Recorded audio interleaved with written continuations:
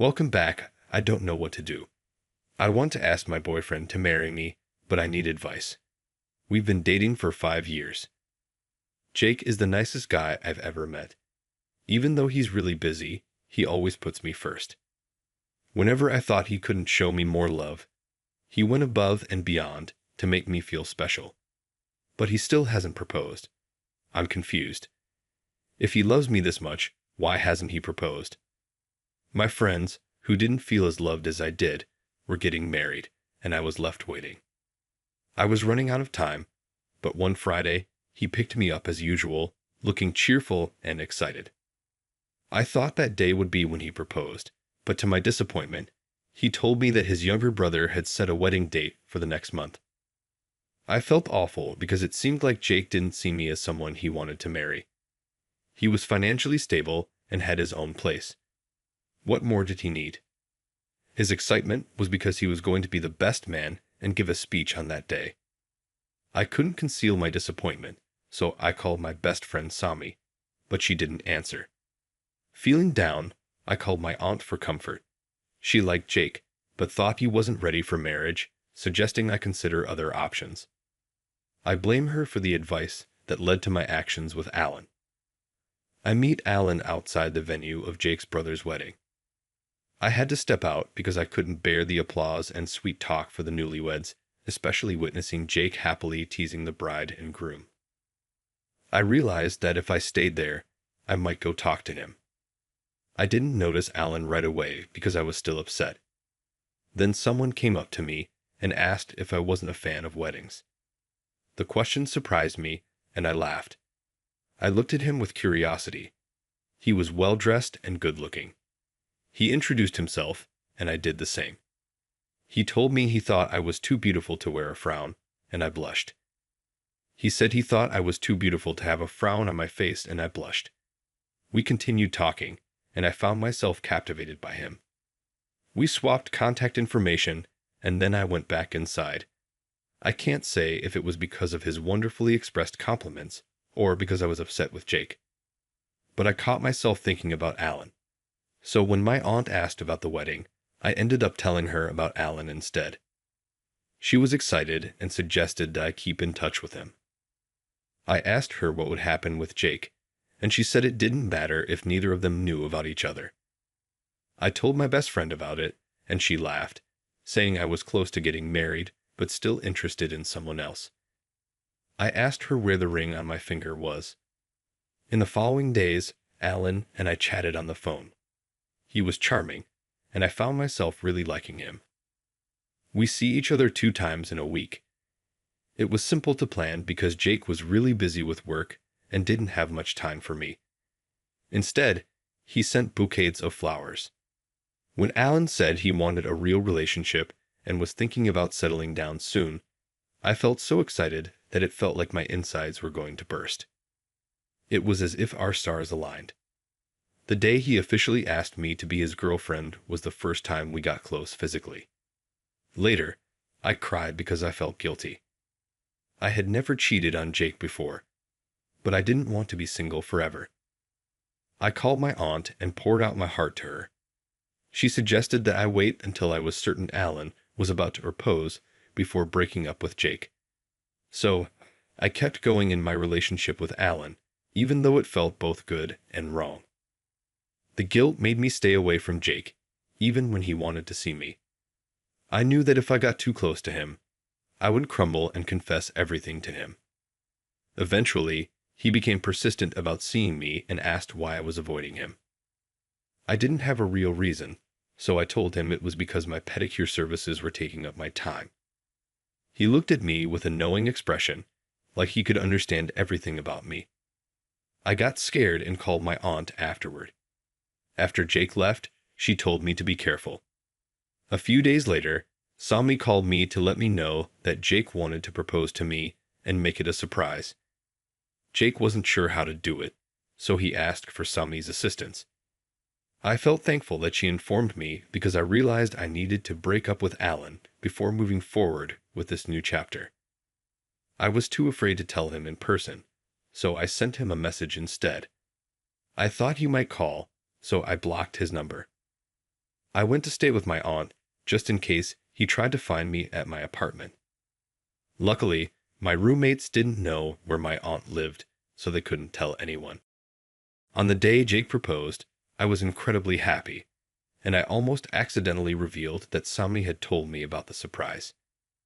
It was just the two of us during the proposal, and it was incredibly beautiful. My 2-carat diamond ring, a gift from Jake, is definitely a keeper. I felt deeply moved when he shared that he waited to propose because he wanted to make sure he was ready to be the best man for my love.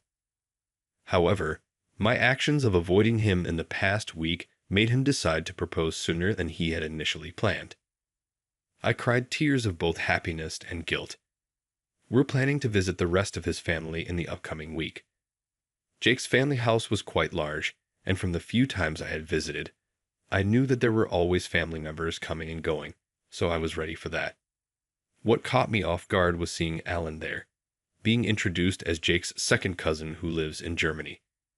I was in a daze and didn't even realize my legs were moving until I found myself rushing to the nearest bathroom, away from Jake's and Alan's shocked expressions. I needed to collect myself and figure out what to do.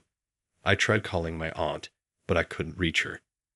So, I called Sami and had to begin explaining everything from the moment I met Alan because she was only aware of our first encounter.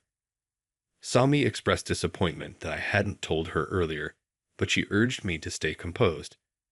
She hoped Alan wouldn't say anything right away, so I could leave Jake's house and head straight to her place. That way, we could figure out how to handle the situation and reassure Alan. I agreed with Sami's advice and ended the call. I went outside to talk to Jake and let him know I was feeling nauseous and needed to go home. However, Jake was standing by the door, about to head to the bathroom. He just stared at me as if I was a stranger. I called his name, but he turned away. I hurried after him, but I didn't want to cause a scene, so I kept walking, trying to process his sudden change in demeanor. I took a moment to compose myself and then looked around for Alan. When I couldn't find him, I continued searching for Jake, but he was nowhere to be found. I was puzzled by his behavior. I wondered if Alan had said something to him. I always thought men weren't usually so talkative about personal matters. Could he have heard what I told Sami? I realized my mistake in confiding in Sami while I was at Jake's home. I felt an urgent need to find out if Alan had revealed anything to Jake. Update. Yesterday evening, I went to Jake's house because I had been trying to call him, and he hadn't been picking up. I spoke to his doorman, who informed me that he hadn't returned from work yet. Worried, I rushed to his workplace to catch him before he left, but I couldn't find him there either. I called my aunt to update her because I had already told her what had happened earlier.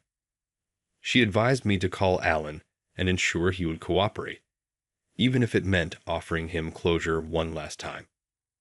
I thought it was a good suggestion, so I dialed Alan's number. He answered on the first ring, and I apologized for abruptly cutting off contact. He told me I had some nerve to call him after what I did. He asked me never to call again and cut the call. I rushed to the apartment where Alan was staying and rang the doorbell. Upon opening the door, I was shocked to see Jake, his brother, and a bruised Alan standing in front of me. I didn't know what to do, so I just ran back out. My aunt suggested that I should have come up with an excuse for being at Alan's apartment, even if it meant lying, like saying I was tracking Jake's phone. But I felt that the truth was probably already known. I questioned why I couldn't have been more patient and talked to Jake about his reasons for not proposing instead of rushing into another relationship with Alan. Is there a way for us to get back together? Sami told me a story about a man who gave his wife money even after cheated. We're not married yet, so maybe there's still hope for our relationship. I'm in a dilemma because Jake hasn't said a word to me. He isn't returning my calls, and he hasn't even asked to meet up. How much does he know? Alan blocked my number. I don't know if he did this for sure. What should I do now? Can anyone give me advice on what to do next? Edit. Jake finally called me back and wanted to meet up. Sami gave me advice on what to say, and even offered to come along and stay nearby. She was disappointed that I hadn't told her about my situation, but she still wanted things to work out between Jake and me. Jake said he just wanted the engagement ring back. He thought he was the one who didn't deserve me, but now he felt it was the other way around. It turns out Jake overheard some of what I told Sami in the bathroom at his family's house when he was coming to check on me, and it made him very angry. Thinking that Alan had betrayed him, he ended up punching Alan. Fortunately, Jake's brother, who was very close to Alan, and the reason Alan had come back in the first place, intervened and prevented a full-blown fight from breaking out.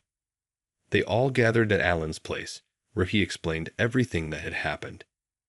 Jake also expressed his frustration with me for almost causing a rift between him and his cousin. He said I was a hoe, and I was going to pay for what I did. I tried to beg with him, but he forcibly removed the ring from my finger and ended up bruising me in the process. At this point, I'm unsure about what to do. If I had known Alan was at the wedding, I never would have talked to him in the first place. I don't want to go back to the beginning, guys. Is it possible to get Jake to forgive me? Opinion. You cheated on your caring boyfriend, created chaos with his family, and now you're seeking advice. Here it is. Reflect on your actions, learn from your mistakes, and strive not to create such a huge mess in your relationships in the future.